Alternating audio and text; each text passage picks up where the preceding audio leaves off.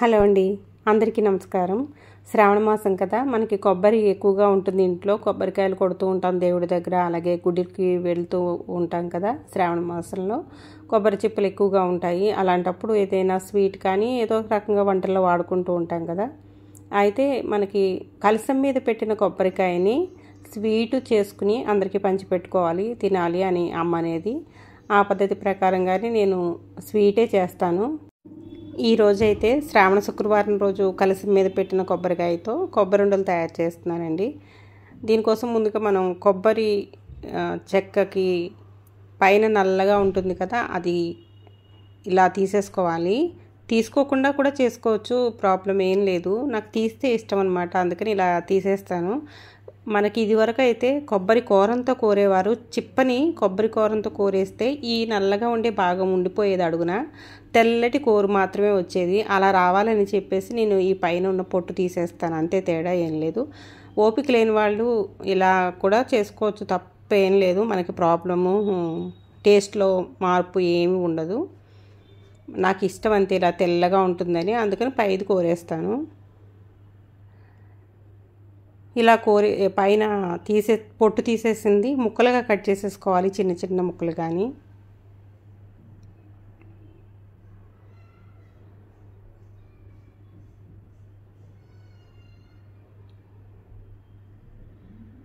చిన్న చిన్న ముక్కలుగా కట్ చేసుకుని మిక్సీలో వేసేసుకుంటే మనకి కొబ్బరి కూరు తెల్లగా ఉంటుందన్నమాట, బాగుంటుంది చూడడానికి.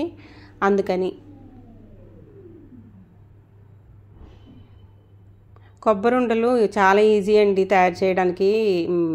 పెద్దగా అవస్థపడాల్సిన అవసరం అయితే ఏమి ఉండదు, చాలా ఈజీగా చేసుకోవచ్చు. మనకి కొబ్బరి ముప్పేట కాయ అనేది దొరుకుతుంది. అలాంటి కాయలు అయితే కొబ్బరి ఉండలు బాగా వస్తాయి.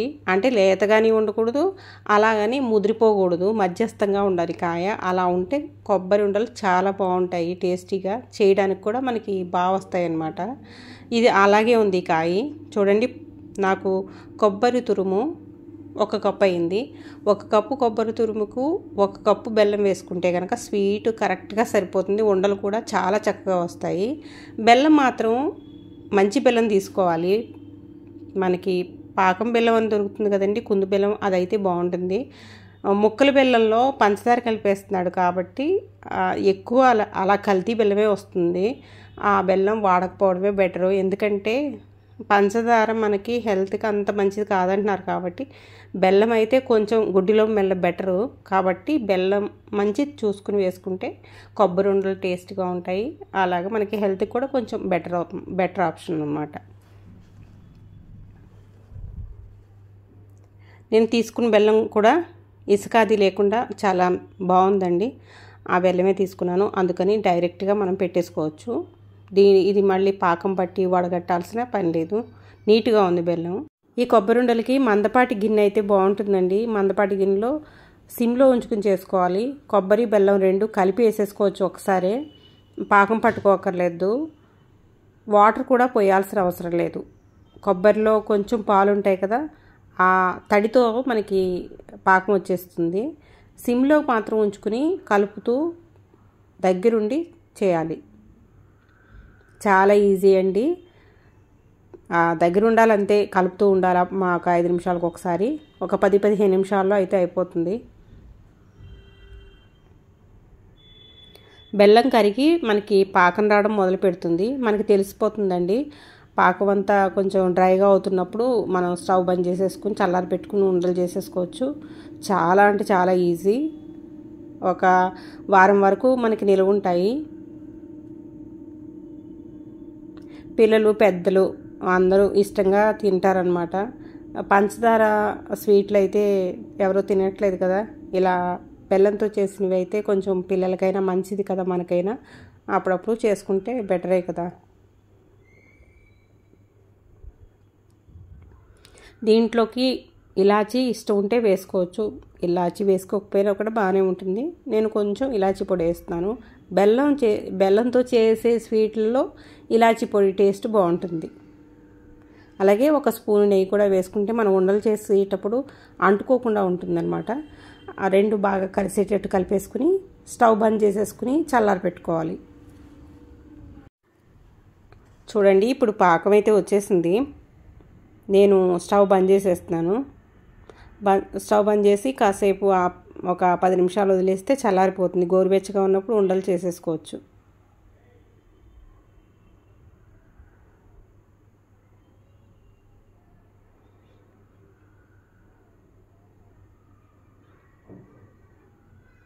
ఇప్పుడు చల్లారిపోయిందండి. ఉండలు చేసేస్తున్నాను నేను. పట్టు కూడా చాలా బాగా వచ్చింది. నోట్లో వేసుకుంటే మనకి ఒకలాంటి జ్యూసీగా ఉంటుంది కదా, కొంచెం పాకం అలా వచ్చింది. చాలా బాగా వచ్చినాయి. మనం ఏదైనా చేసేటప్పుడు వాటి నాణ్యతని గమనించాలండి.